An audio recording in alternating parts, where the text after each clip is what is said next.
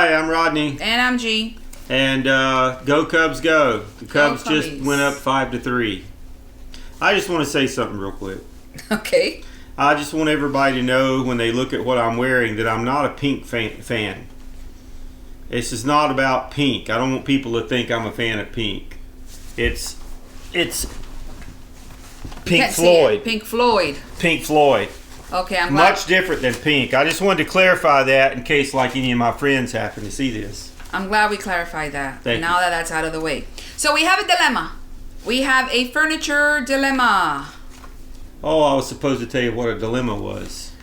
That's okay. We have a dilemma with furniture. We're thinking about replacing our sofa. We have a sofa with a chase on the end. And a sectional. Yeah, so we've had it for about 6 years since we moved here. And a lady in furniture business told us recently they only design those things. They only last about 6 or 7 years. So now it's still in good shape. We'll eventually sell it. So if you want to buy it, don't be afraid of buying it. Okay. But we have noticed it doesn't have the support that it used to have. Our dilemma is whether we get a sectional or a sofa set, but the biggest problem is our space. We have a small space, and so just to let you know, we can only get it no more than 126 inches in the length and no more than 100 or 101 inches in what's considered the depth of the other side. Or the width, yeah. Or the width. And because of the small space, it cannot be. We have found so many, but they're 104, 105 inches, 106, and those 3-4 inches makes a big difference. So that's the biggest problem that we have. Yeah, I know it doesn't sound like much, but it completely crowds up this one particular area where you cross into this area going down the hallway into the other side of the house.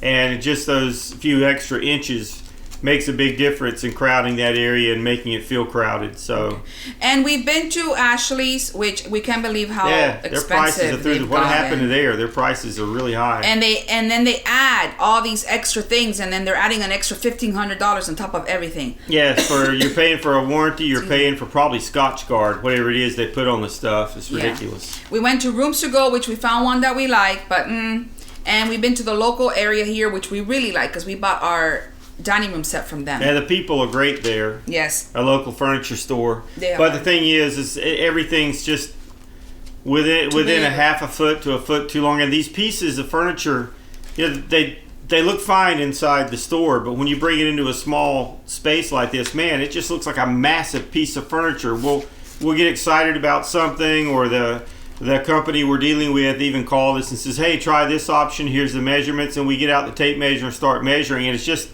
would be massive in this space that we've got to work with. And we've also looked into Wayfair. Now, we've never bought anything from Wayfair, but we have asked our friends, some of our friends that have bought things from Wayfair, and they have positive things to say about Wayfair. But my only problem with that is I like to sit on it and see if it's going to be comfortable.